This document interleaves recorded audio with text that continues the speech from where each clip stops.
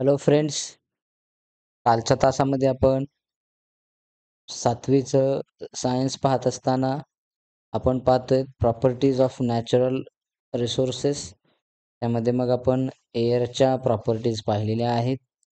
आज आपण properties of water पाहणार आहोत आणि पाहत आहोत.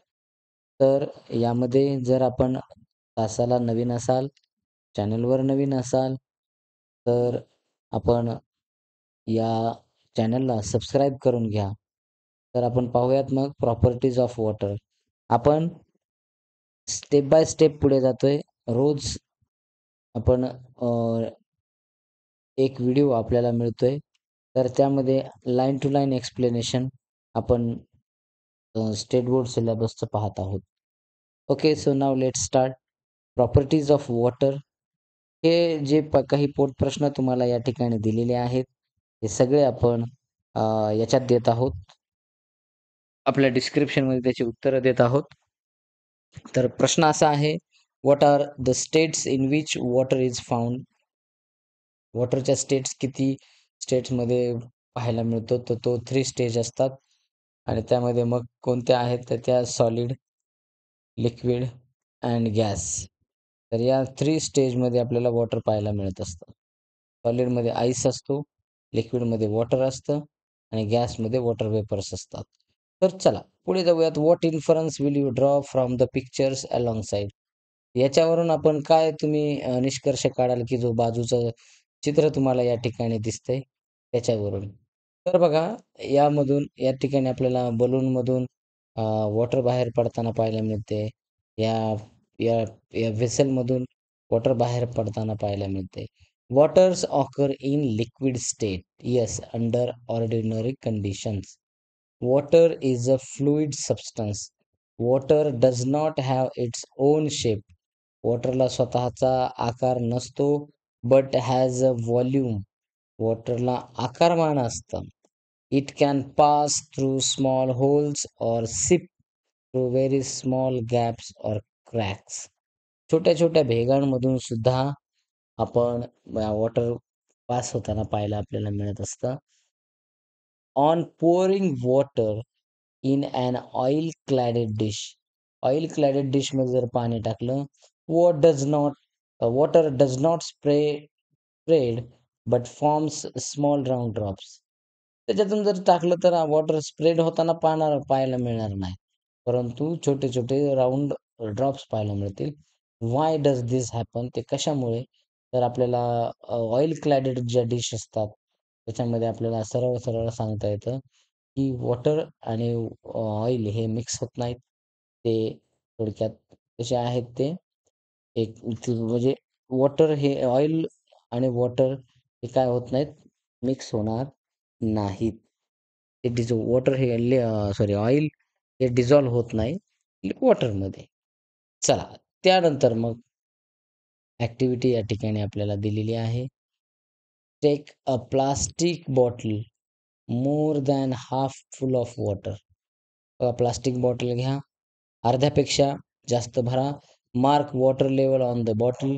Keep this bottle upright in the freezer for making ice. Plastic bottle काय केली आहे, घेतली आहे half of more than half full of water. Mark water level केलेली आहे. कीप दिस बॉटल अपराइट, वरती ठेवायची. In the freezer for making ice, ice बनवायचा त्याच्यातला पाण्याचा. Open the freezer after a couple of hours, 2 तासानंतर त्याला पाहायचे. Observe, you will see that water has change into ice. Water हे आईसमध्ये चेंज झालेलं पाहायला मिळेल. Note the level of ice.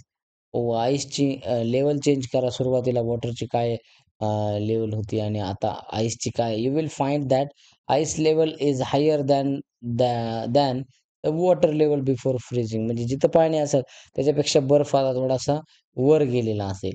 मग what can you infer from this? यामुळे एक लक्षात येत असतं की पार्टिकल्समुळे हे होतंय.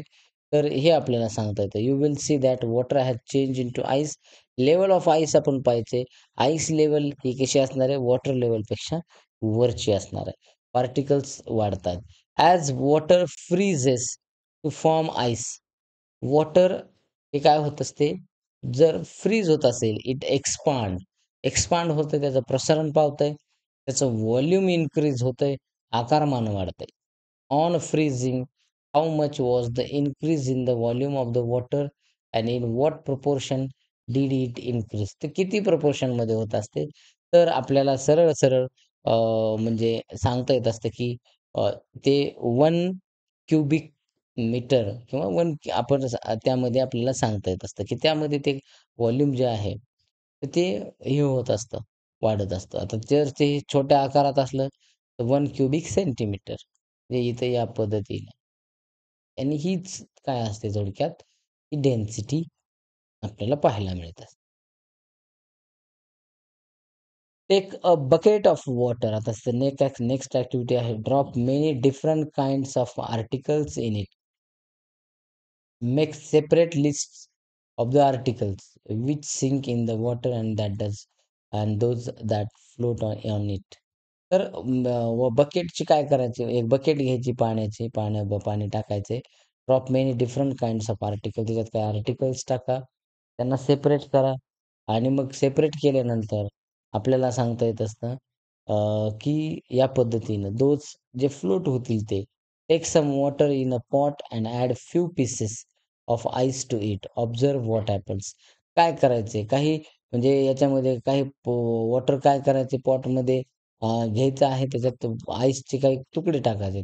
तर तुकडा काय होईल तो तरंगेल. Why do we see ice float on water? Because of the density of the water.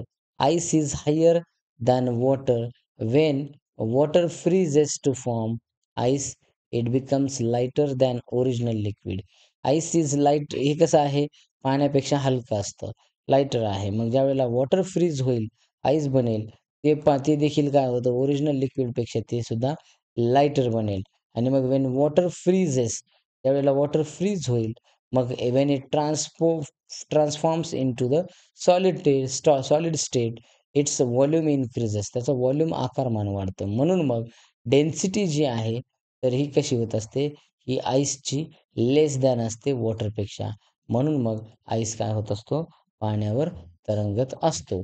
तर या ठिकाणी डेन्सिटी ऑफ वॉटर जर आपण पाहिलं तर